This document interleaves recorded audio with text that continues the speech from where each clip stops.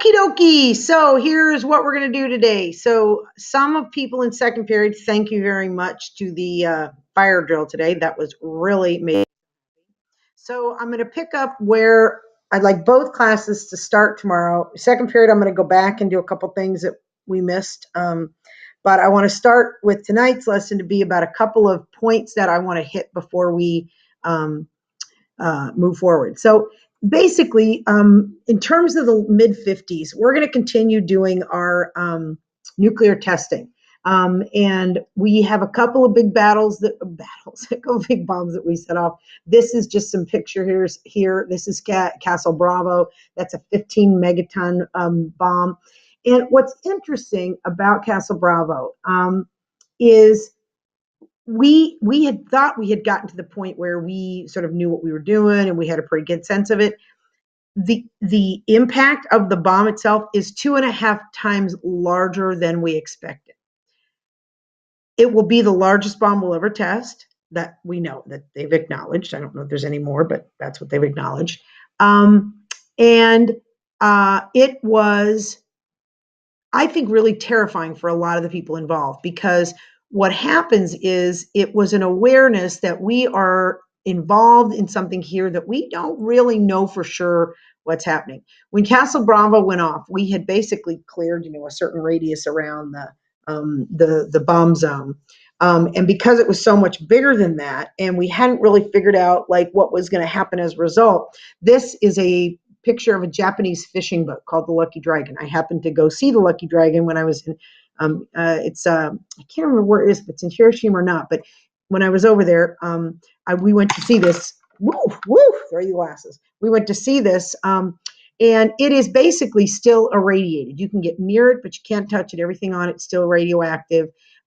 23 fishermen were on board, all get very, very ill, very sick from their exposure to the radiation. One of the men will die. This plume of smoke and ash and radiation, basically over hundreds and hundreds of square miles, populated islands, far greater than any damage we had done before this. And so we're going to really, I think, be a little freaked out by the extent of what we were able to do. Then the British by 57 explode their own hydrogen bomb. 58s, the Soviets unilaterally renounced testing. Kind of weird, right? So, okay, we can be on board with that. We renounced testing. November of 58. It's going to hold for a couple of years. Then they want to start again in 61. These are 3 pictures of sort of what we know. Now, there's a lot of this that we don't really know exactly what the countries have done. In 58, this is the largest British bomb. This is a 3 megaton H bomb. This here is Zarabomba. That is the largest weapon ever detonated. It was a 50 megaton bomb. This is the one that I told you it shot up on Geiger counters and water glasses shook in Australia. It literally shook the earth. I think there got to be a fear that if we kept going at this rate, we literally weren't sure what was going to happen to the atmosphere, that we potentially were risking everything, which I'm not a scientist. I don't know if that's legit or not, but people who definitely were in the concerned area. And then in June of 67, the first Chinese thermonuclear test. So we get to a point where it's just too much. By the time we get to 2009, it was estimated that the U.S. government will basically given out over $1.4 million in compensation. 660 million going to people we will lovingly call downwinders. These are people here who are what we would call the downwinders. They are the people who lived in communities when the bomb goes up and the wind blows one direction. People who happen to live in that community, they're downwinders. People who lived downwind of nuclear power plants early on when we weren't sure how to control the nuclear radiation there. So it's an interesting element here. I'm not going to talk for long. I'm going to put up a couple of films. I'm going to have you watch House in the Middle because I want you to watch this. Between 45 and 92, there are estimates here of over 1,000 nuclear tests, 100 in the Pacific, 900 in Nevada, and 10 on miscellaneous sites around the United States.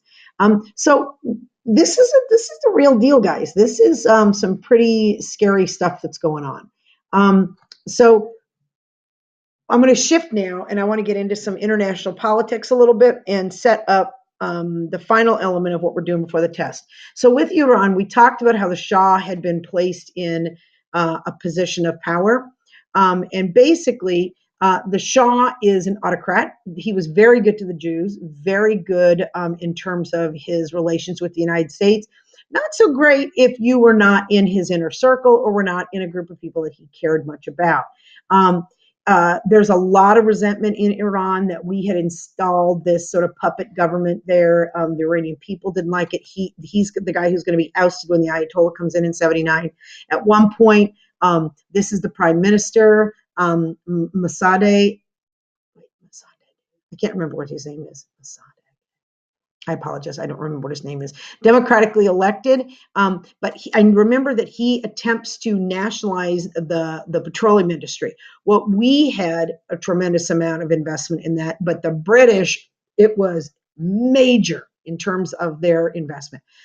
So the British and the U.S. will conspire to overthrow him. This is a CIA coup, very problematic in terms of just, you can't just go around doing that. By 53, Stalin will pass away. Death is the solution to all problems. No man, no problems. Kind of morbid, right? You were always a great friend of mine, Joseph. There he is walking back with the Grim Reaper. Stalin bodies lies in state. You can go see it. And he was, sort of left this void. So who was going to follow? This is where it's important to understand there's going to be a series of leaders that are going to come to power here. You're going to have different people here. Malenkov, very, very short termer. The one premier who is going to have a significant term of office at this point is going to be Khrushchev. He's going to be in there. Then you're going to have Brezhnev. Then you go from Andropov to Chernenko to Gorbachev, and then we'll get into those guys. And then we get to Yeltsin, and ultimately Yeltsin comes in there. That's actually not him. That's Chernenko. But Yeltsin looks a lot like this guy. The guy who comes like he basically will sort of come to power, Khrushchev, by giving a speech to the inner circle that he basically denounced Stalin's excessive nature. This is Khrushchev. And basically we use this to climb to the ranks. He really did try to set up a less repressive period for the Soviets. But he's very erratic, he himself, and the implementation of what he does. Tried to do arms control, would sort of intimate to the Hungarians, okay, you have a little more freedom. They'd take a little more freedom. And then when they got too free, he'd send the tanks in and roll over the city. So, very complicated. He will meet Eisenhower. He will come to the United States. 55 is when the Soviets will set up the Warsaw Pact as a counterbalance to NATO. So if you look, the world is really divided between the NATO nations and the Warsaw Pact nations. Warsaw Pact no longer exists. It sort of collapses with the fall of the Soviet Union. But the policy that the Eisenhower administration is going to adopt is called brinksmanship. Basically, we had to make it clear that we were willing to use force, that we're willing to use our military, that, there wasn't a limit on nukes, that nukes were a possible thing. And the primary focus of what we're willing to use them on is communist aggression. This idea is that we will walk right up to the brink and slowly kind of back off. So what happens is the Cold War is this period of brinksmanship. We push them, they push us, and then we get right to the edge, and then we kind of come back a little bit. We go to the edge of all-out war, and this is a policy adopted by John Foster Dulles. Dulles Airport. Yes, John Foster Dulles.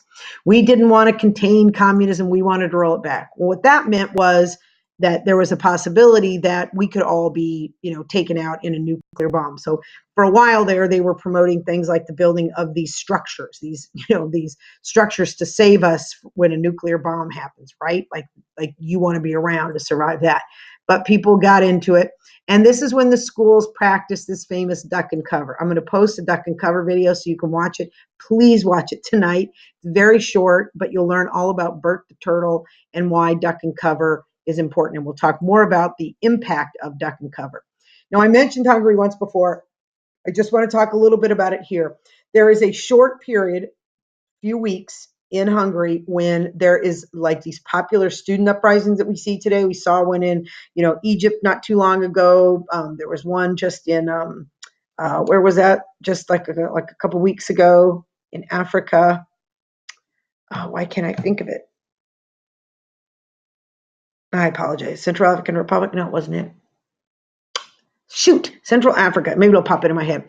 But anyway, the people rose up. This starts as a student demonstration that's going to turn violent. They toppled, statues of communist leaders. At one point, it looked like, they were going to be able to overthrow the shackles of Soviet oppression and maybe, get free. At one point, they looked like they were going to negotiate with the Hungarians to give them freedom. This is a Hungarian flag with the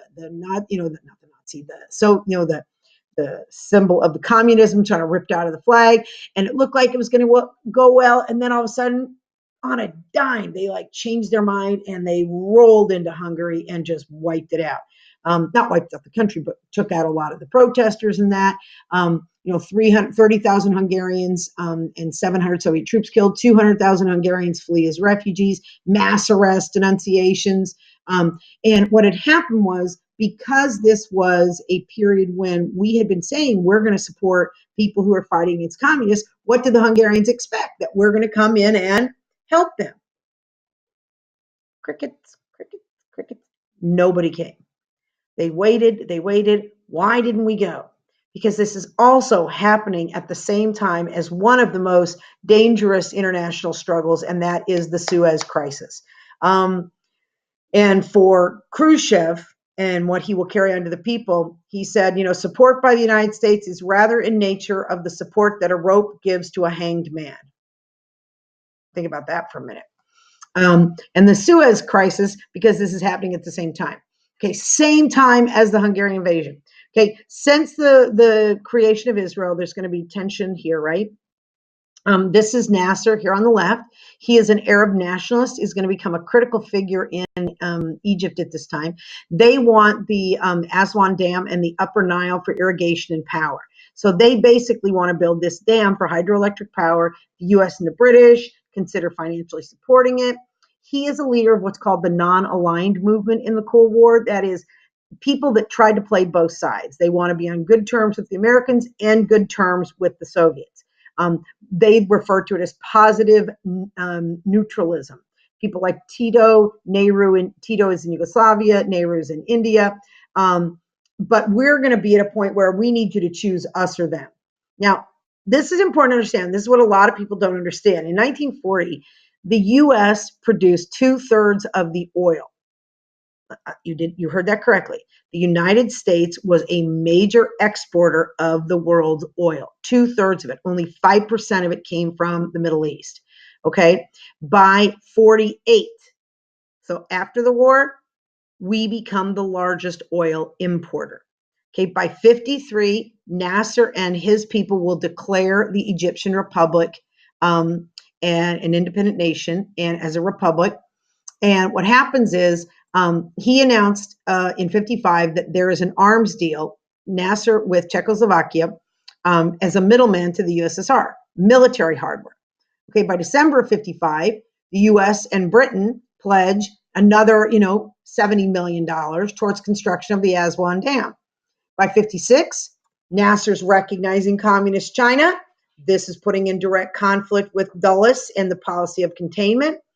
The Soviets offer Nasser, $1 trillion at 2% interest for the construction of the dam. The United States announces that the assistance for the high dam is not feasible in these conditions. We pull out because we're now pulling out. They're not clear what's going to happen. Nasser just says, that's it. All these American companies, you're screwed.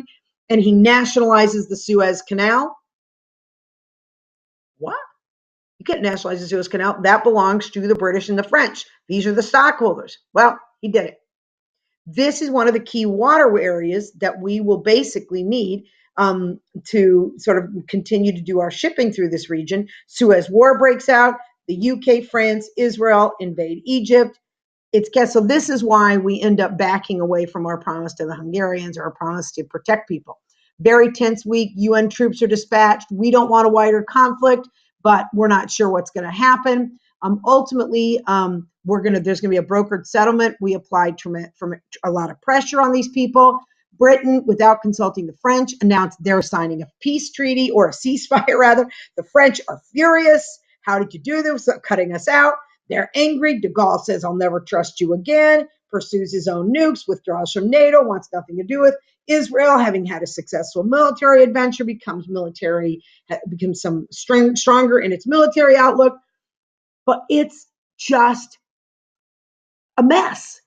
And so what happens is we basically, in response to the Suez Crisis, realized we had to have a policy that was a non-negotiable policy. And basically, Eisenhower Doctrine is any country requests American economic assistance or aid from the U.S. forces if threatened by armed aggression from another state, we're going to be there. Singled out the Soviet threat in his doctrine by authorizing the sort of commitment of U.S. forces. He will go on to say, to secure and protect the territorial integrity of political independence of such nation, requesting such aid against overt armed aggression from any nation controlled by international communism. Basically, we're now putting our money where our mouth was, but now we're going to say it. Okay, we will provide money to regimes as an alternative to Nasser, strengthening them while isolating the communist influence and isolating Nasser. And basically, we will intervene in countries threatened by communism. Eisenhower says it, and by God, we're going to live up to it. And that's it. So there wasn't any more intimation about what we're going to do. This is what we were afraid of. You know, I married a communist. Look at that. Isn't that so scary? He's trying to kill her in the sleep. Communism, America's mortal enemy. The Red Menace, the most talked about drama of our time. See these leaflets here? These are people loading what's called a leaflet bomb. That would be a bomb that would open up and would just plaster an area with leaflets. All of this anti-communist propaganda, from Voice of America to Radio Free Europe to care packages, you name it, we're putting it out there. And then it gets really ugly with the space race, which will start tomorrow. Bye. Just watch Bert the Turtle, and that's it.